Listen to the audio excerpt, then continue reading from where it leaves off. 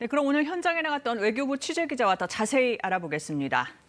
신지혜 기자, 네. 피해자들 불만, 불신이 상당해 보입니다. 네, 피해자들은 일본 정부의 사과 그리고 전범 기업의 배상을 줄곧 요구를 해왔는데 네. 외교부가 여기에 대해서 아무것도 확답을 못한 겁니다.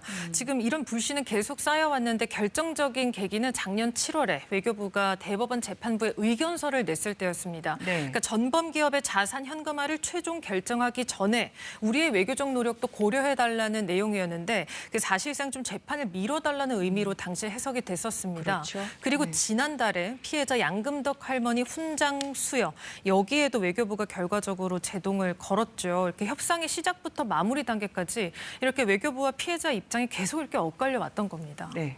그럼 정부안을 좀 보죠. 네. 일본이 뭘 한다는 내용은 없는 것 같은데 정부가 어떤 전략을 가지고 협상을 해온 겁니까? 일단 일본의 입장을 보면 일본은 이 강제동원 배상은 1965년 한일 청구권 협정 당시에 한국에 5억 달러를 줬고 이걸로 끝났다는 입장입니다. 네. 그렇기 때문에 이번에도 돈을 낼 의무가 없다는 건데 근데 정부는 작년에 협상을 하면서 일본도 진지하게 임하고 있다고 밝혔기 때문에 이번에는 뭔가 다를까 하는 기대감도 있었습니다. 근데 지금 결국 일본 입장은 지금까지는 그대로인 게 확인이 되면서 뭐 일본도 문제지만 우리 정부 협상 전략은 무엇인가 이런 불신이 쏠리는 것도 사실입니다. 네.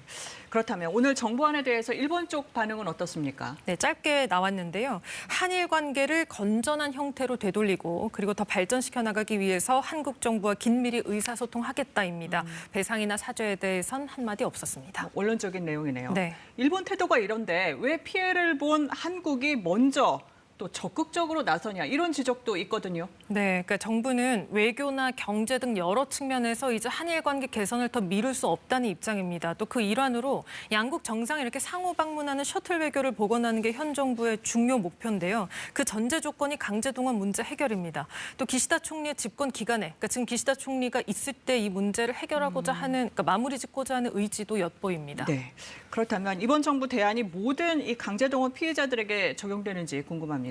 그건 아직 정리되지 않았는데요. 네. 그러니까 대법원 확정 판결을 받은 피해자가 15명인데 그분들한테만 적용을 할지 아니면 1심을 이기고 이제 상급심을 진행하고 있는 한 1,000명 정도는 어떻게 할 건지는 아직 논의가 진행 중입니다. 네. 그러니까 아까 들으셨지만 전체 피해자가 많습니다. 그러니까 한 21만 명 되는데 이분들한테는 어떤 방식으로 얼마나 배상을 할지 또 이번 정부안을 받아들이지 않겠다는 피해자들은 앞으로 계속 법률 싸움을 계속하겠다는 입장인데 여기에 대해선 어떤 대안을 정부가 제시할지도 관건입니다. 네, 계속 지켜봐야겠네요. 신 기자 잘 들었습니다.